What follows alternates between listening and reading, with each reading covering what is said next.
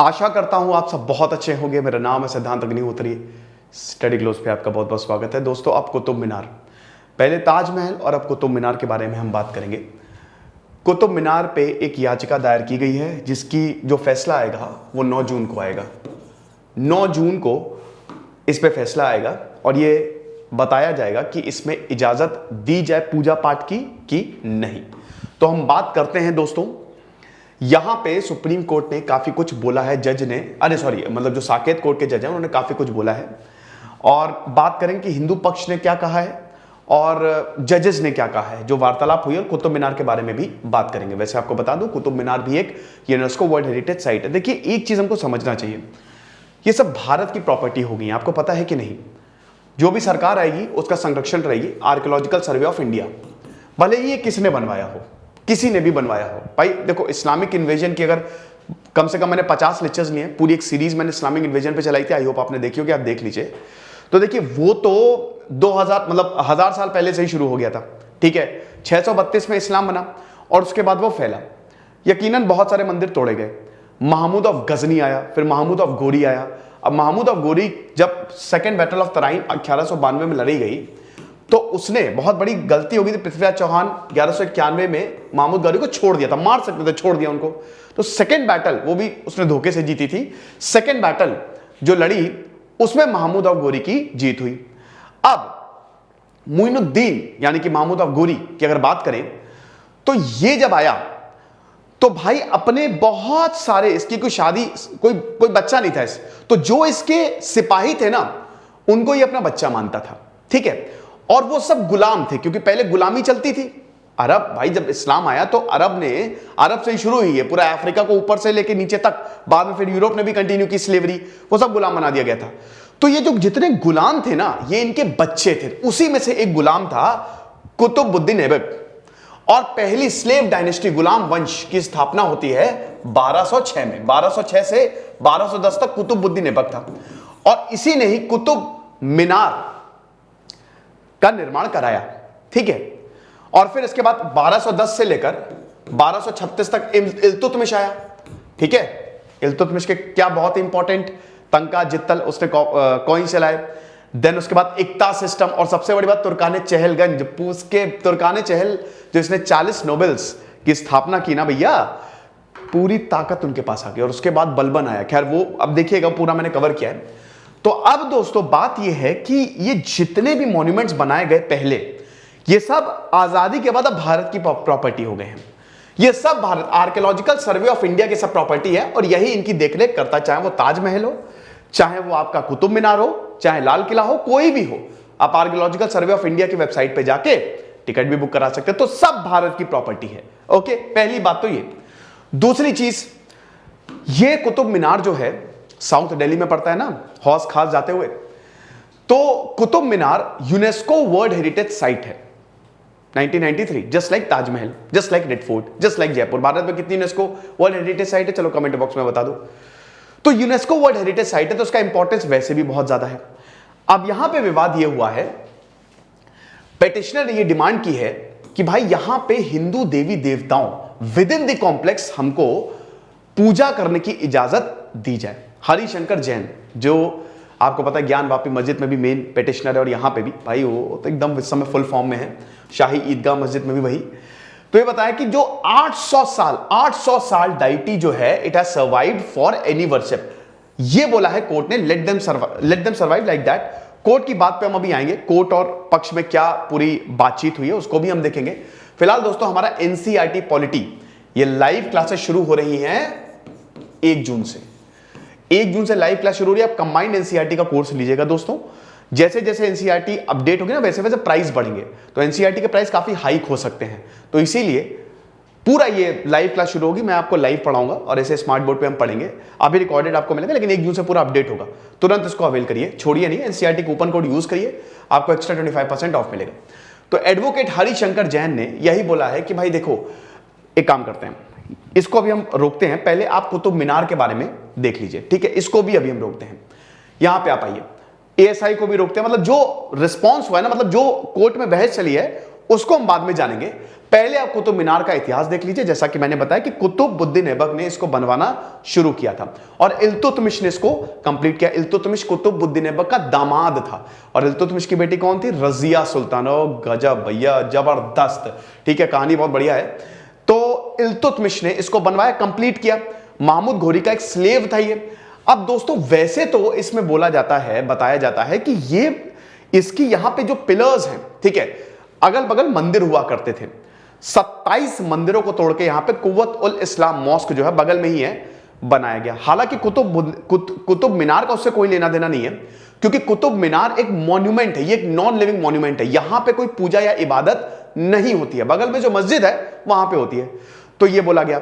मैं कुछ डॉक्यूमेंट्रीज देख रहा था तो उसमें कुतुब मीनार पे हैं, मतलब आप अगर उनकी एनग्रेविंग्स देखोगे तो आपको कुछ ऐसे एनग्रेविंग जैसे घंटियां, ठीक है, अब इस्लाम में तो आपको पता ही मूर्ति पूजन वर्जित है, लेकिन वहां पे कुछ ऐसे एनग्रेविंग्स मिलती हैं या दिखती हैं जिससे ये साफ होता है कि हाँ, हिंदू देवी देवता थे यहां पे।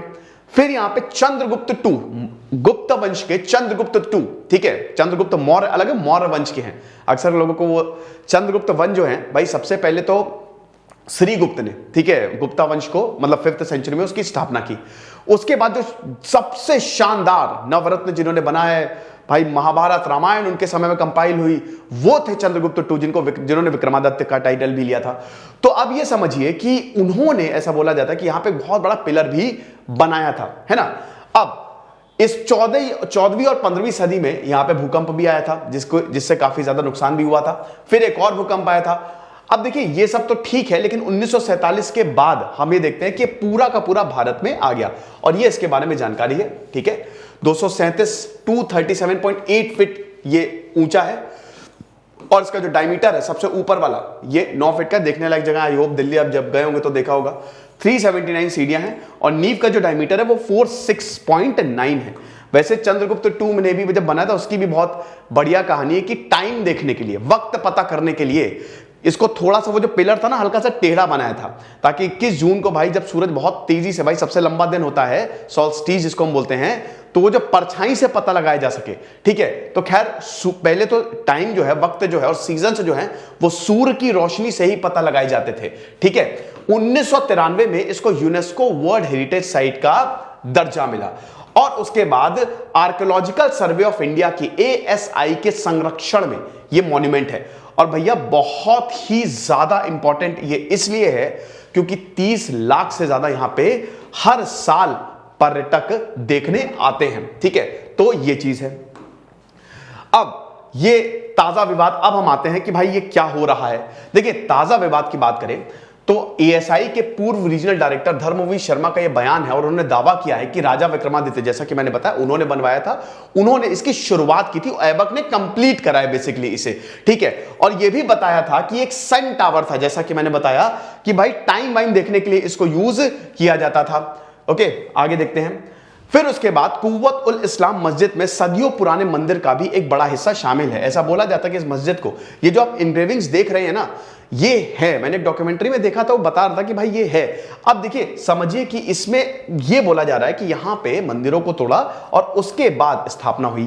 तो कुतुबुद्दीन ऐबक ने प्रवेश द्वार पर एक शिलालेख लिखा है कि कुव्वत उल इस्लाम मस्जिद कहां बनाई, जहां 27 हिंदू और जैन मंदिरों का मलबा मौजूद था। तो ये तो बात साफ है, ठीक है।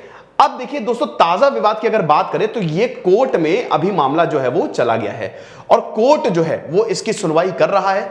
और यहां पे बात ये है कि जो याचिकाकर्ता वो कह रहे हैं कि देखिए मॉन्यूमेंट से हमको यहां पे क्योंकि पूजा नहीं हो रही है, 800 साल से यहां पे कोई पूजा नहीं हो रही है और कुछ नहीं है। अब तो देखिए जैसे ये नॉन लिविंग मॉन्यूमेंट है तो बस पर्यटक यहां पे देखने आते हैं। ASI का ये कहना है कि ये नॉन लिविंग, तो ये तो हमारे पास है ना, ये हमारे संरक्षण में है, कोई पूजा तो हो नहीं रही है।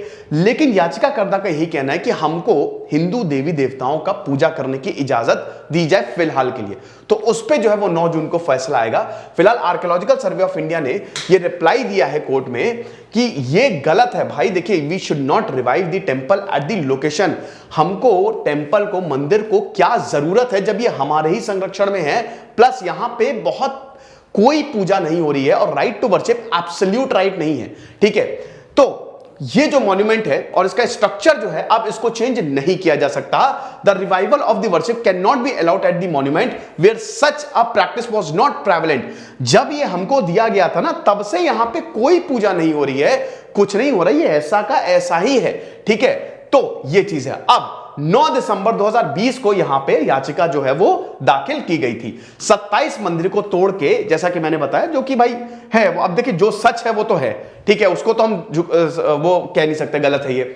एडवोकेट ये ठीक है, हाँ, हरिशंकर ने ये बोला कि भाई देखो, अब ये कोर्ट ने ये हुई दोनों के बीच में, जज ने सवाल पूछे और हरिशंकर ने जवाब दिए।